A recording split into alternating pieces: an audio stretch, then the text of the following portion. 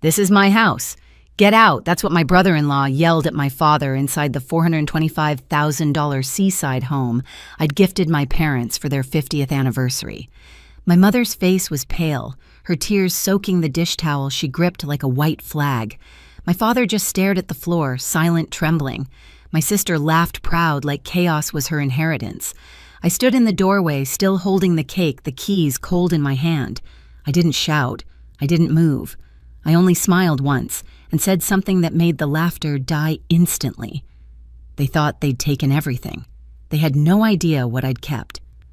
2 weeks earlier, everything had felt lighter. The air smelled like salt and paint when I first unlocked the door of the little blue house by the water. I'd spent months hunting for it, something modest, quiet, with sunlight that moved gently across the walls. When I told my parents I wanted them to take a weekend drive with me, my mother thought it was a surprise dinner. My father packed fishing gear. Neither of them had any idea. They cried before they even stepped inside. Dad ran his hand along the banister like he was touching something sacred. Mom opened every cabinet, whispering, "It smells like lemon." I'd saved for years, wrote the final payment on a night when the code on my laptop blurred from exhaustion. I wanted them to have one thing that couldn't be repossessed, one corner of this world where the air didn't smell like debt. Growing up, I learned how fear tastes. I remember Mom crying over late rent notices, Dad working double shifts at the plant. I was 10 when I learned to say, "It'll be fine," even when it wasn't.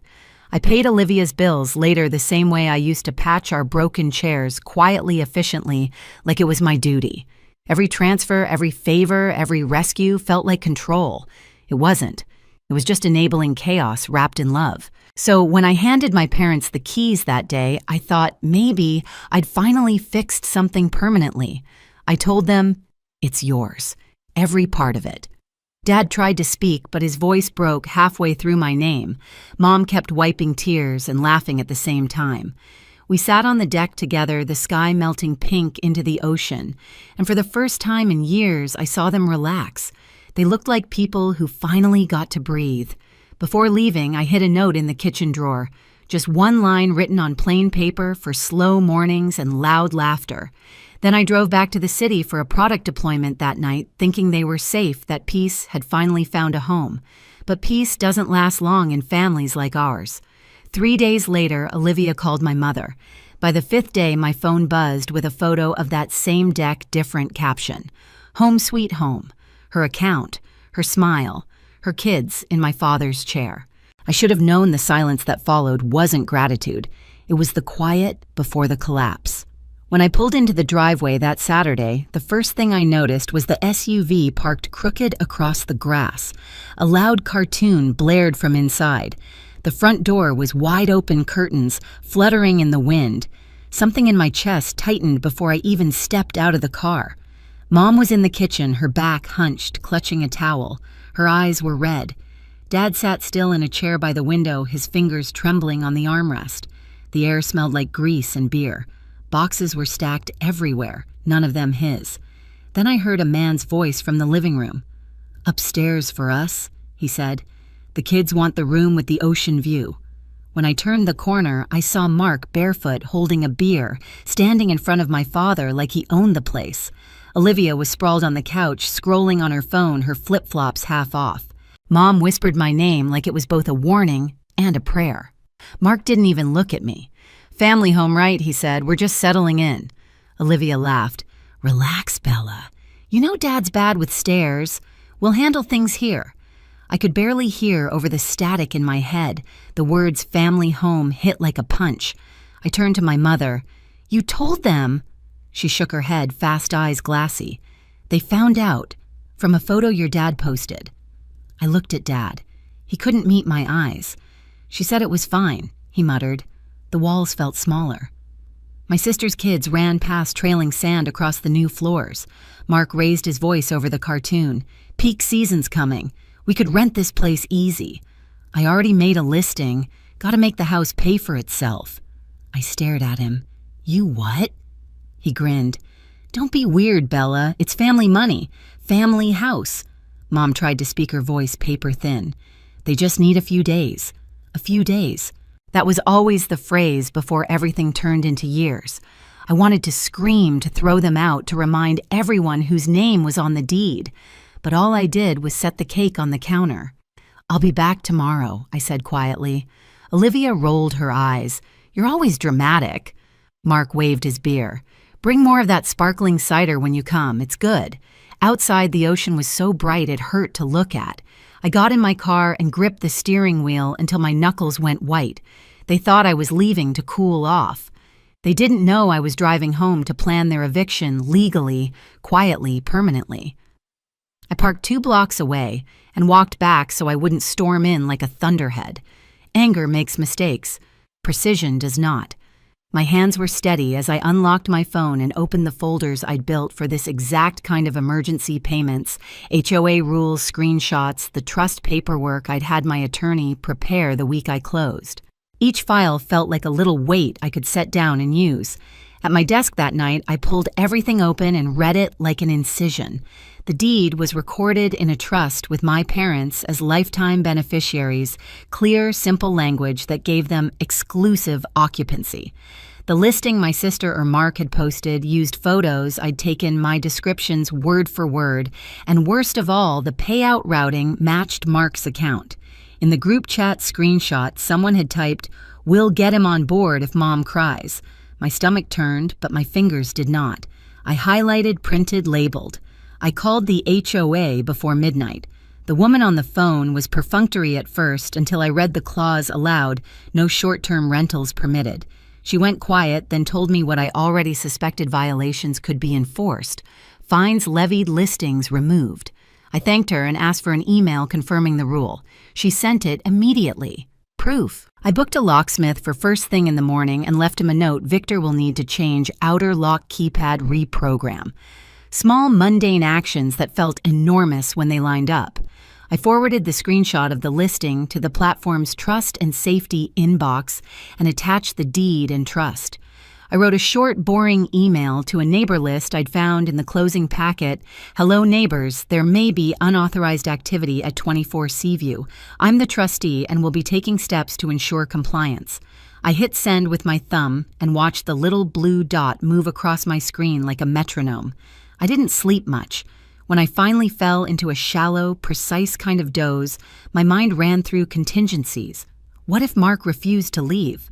What if Olivia posted a video of Dad crying? What if they tried to file some quick claim? I imagined their faces when their leverage collapsed, a small private cruelty that felt deserved. At dawn, I drove back with a manila folder in my lap. It held 5 things: the recorded deed, the trust instrument, a color screenshot of the Airbnb listing the forwarded chat log where Olivia admitted the plan, and a printout of the HOA clause. The folder smelled faintly of printer ink and coffee, which somehow steadied me more than any pep talk could.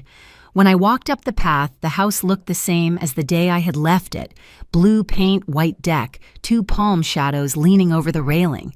Inside, there was a new soundtrack, a cartoon theme looping a child's giggle, the clink of beer cans. Mark waved a hand at me like I was an uninvited extra.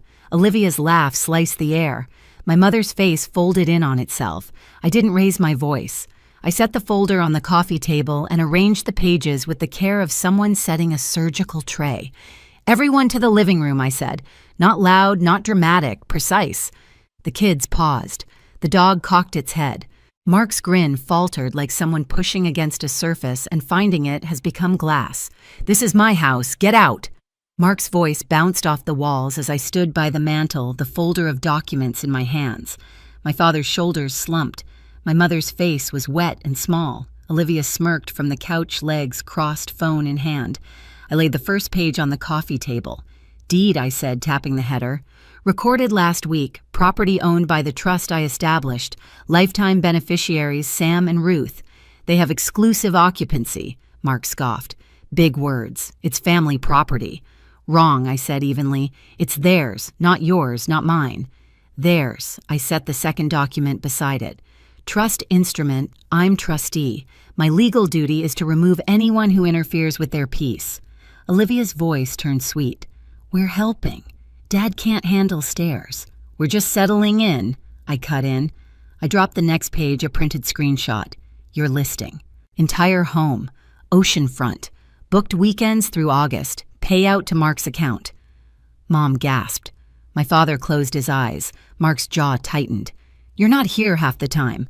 It's only fair. This isn't fairness, I said. It's theft dressed as family. Olivia's tone sharpened. Don't be dramatic. I flipped the next page. Text messages filled the sheet. Her line in gray, we'll get her to cave if Mom cries. Mark's response, peak season, baby, free money. Silence cracked open the room. Mom stared at the paper like it might explode. I placed the final page. HOA rules. No short-term rentals. Violation already reported. The TV cartoon went mute. Even the air stopped moving. Mark leaned closer, beer in hand. Or what you'll call the cops on your own family, or I'll fulfill my duty as trustee, I said. I set my phone on the table, screen up. Here's the drafted email to the HOA board. Here's one to the county recorder. Another to the rental platform listing link attached. And this, I pointed to the open text thread, is Victor the locksmith parked outside. A car door shut outside, crisp and calm. Olivia paled. You wouldn't dare. Mom looked at me trembling. Bella. Do what you need to do. Permission. After years of excuses, she'd finally given it. Mark straightened, puffed his chest. You think paper scares me? No, I said. Reality does. He lunged to grab the documents. I moved them aside without breaking eye contact. Don't touch my work, he sneered. Your work is money. My work is protecting them. Olivia's voice cracked. You're humiliating us. You did that when you posted Home Sweet Home from someone else's kitchen. I took a slow breath. Here's what happens next. You'll pack your things, delete the listing, refund every booking, apologize, and leave your keys here. Olivia laughed too high. Or what you'll throw us out, or Victor changes the locks in 5 minutes, I said. And you can film your tantrum in the driveway. The doorbell rang 3 cheerful chimes. The dog barked. That's him, I said. Mark turned toward the sound. Don't touch that lock. Victor stepped inside tool bag on his shoulder. Afternoon. You must be Bella. I nodded and handed him a paper. Authorization letter, trustee signature. He read it, smiled politely, and went to work. Mark pointed at my father. Old man, tell her to stop. Dad's voice cracked, but it held. This is our house. We're staying. Mom's hand slid into his. For once, she didn't apologize for it. Mark sputtered, You'll regret this, Bella. I regret enabling you for a decade, I said. This is correction, not cruelty. Olivia's kids had stopped moving, wide-eyed and still. Even the dog sat down. Keys, I said, holding out my hand. Mark slapped his on the table. Olivia tossed hers after a pause. Victor's drill whirred clean and final. A few clicks later, he appeared with the new keypad. Code's ready. Who gets it? I looked at Dad. You pick. He whispered 4 numbers, his wedding month and year. Victor entered them, nodded, and handed me the instruction strip. I placed it in a folder labeled Happy Things on the entry table. Olivia watched, lips trembling. You could have just talked to me. I have been, I said. You just mistook silence for permission. Mark crossed his arms. We'll see you in court. You won't, I said. Because I'll see you first, he glared. You think you're clever. No, I said. Just prepared. Outside, Victor packed up his tools. All done, he said softly. Old keys won't work anymore. Thank you, I replied. Mom sank into a chair, shaking. I didn't want to choose sides, she whispered. You didn't, I said. You stopped pretending there weren't any. She nodded slowly. My father's hand rested on hers, steady now. The air changed. The cartoon flicked off. Wind whispered through the open deck door. For the first time since I'd walked in, the house exhaled. Mark and Olivia carried boxes down the stairs, muttering threats about lawyers and loyalty. On the porch, Olivia paused, eyes glossy. You think this ends here? No, I said. It ends when you stop taking what was never yours. She blinked, turned and walked toward the SUV. The dog jumped in after the kids. Mark slammed the door and peeled out tires scraping gravel. When the sound faded, the house seemed to settle into its bones again. The ocean breathed. The windows sang softly in the wind like they were remembering what calm sounded like. Mom poured tea, her hands trembling less now. I didn't want you to see this side of her. she said. I needed to, I answered. Boundaries don't exist until someone crosses them. Dad looked at me over his cup. I should have said something sooner. You did, I said. You called me. That was enough. I opened my laptop, forwarded the HOA confirmation, and canceled the illegal bookings myself, every one with a short note. Listing removed by owner. Refund issued. I typed a neighbor letter. You may have seen extra cars. Confusion resolved. No rentals moving forward. When I finished, I felt lighter, not triumphant, just clean. Mom sliced the cake I'd brought, the one that had waited through the entire confrontation. She laughed once at the absurdity of it, then handed me a plate. We ate quietly. The icing was lemon and sugar, sharp and sweet. My phone buzzed a notification from the platform confirming the listing's removal, followed by one from the HOA acknowledging compliance. The last message was from Olivia, "You made Mom cry." I deleted it without opening. Dad looked out the window at the water, his profile soft against the glass. "It's finally quiet," he said. I nodded. "That's how love should sound." He smiled faintly. "We'll get used to that." As the sky dimmed to a deep gold, I slipped the documents back into the folder labeled Boring Armor. Because boring, I'd learned, is the opposite of chaos, and that's how peace stays. Outside, the waves rolled in, steady and slow. Inside, my parents breathed in sync with them, safe in the home I'd built, guarded by boundaries that finally held. The next morning, sunlight spilled through the windows, quiet and steady. The house smelled like toast and ocean salt. My father sat on the deck with his coffee legs crossed, reading the paper he hadn't touched in years. My mother hummed softly while watering the plants I'd brought the day before. For the first time in a long time, peace didn't feel fragile. It felt earned. Online, the storm came and went. Olivia's posts about betrayal and greedy siblings lost traction. The platform banned her account. The HOA issued her a warning letter. When she texted a demand for emotional damages, I didn't reply. Weeks passed. Mom sent me a photo of her feet on the deck rail, pink toenails glinting in the sun. Dad called to say he'd finally slept through the night. That was all I needed. One evening, my niece Mia messaged me, "Grandma looks happy there." I typed back, "Come visit with her permission. No bookings, just pancakes. Sometimes victory isn't loud. It's the quiet after the storm, the sound of locks clicking, of love staying exactly where it belongs." A month later, I drove back to the coast. The house glowed in the evening light, calm and alive again. Through the window, I saw my father reading glasses sliding down his nose. My mother sat beside him, a puzzle spread across the table, her laughter mixing with the ocean breeze. I didn't go in. I just stood there, listening to the sound of peace I'd fought for. Here's what I know now. Love isn't covering chaos with kindness. It isn't letting people steal under the excuse of family. Love is a house with working locks, paperwork that holds, and parents who can breathe easy. If you've ever had to protect someone you love from their own family, tell me in the comments. And if this story hits somewhere deep, hit subscribe. There are more stories like this of betrayal, boundaries, and the quiet revenge that finally sets you free.